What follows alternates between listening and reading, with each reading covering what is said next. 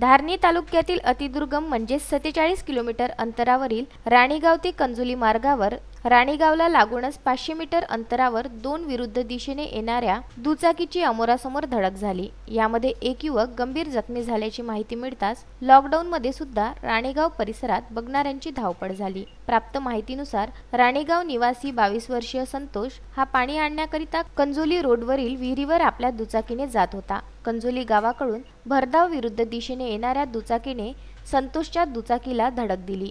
यामध्ये संतोष गंभीर अवस्थेत जखमी झाला असून मोलेला किरकोळ मार लागला आहे। संतोषच्या एका पायाला व डोक्यावर जबर मार लागला असून दोघांच्याही दुचाकीचं नुकसान झालं आहे। दोघांनाही तात्काळ रुग्णवाहिकेत टाकून धारणी उपजिल्हा रुग्णालयात दाखल करण्यात आलं असून दोघांवरही उपचार सुरू आहे।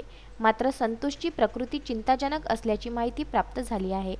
तस्मीन शेख, विदर्भ न्यूज, धारणी।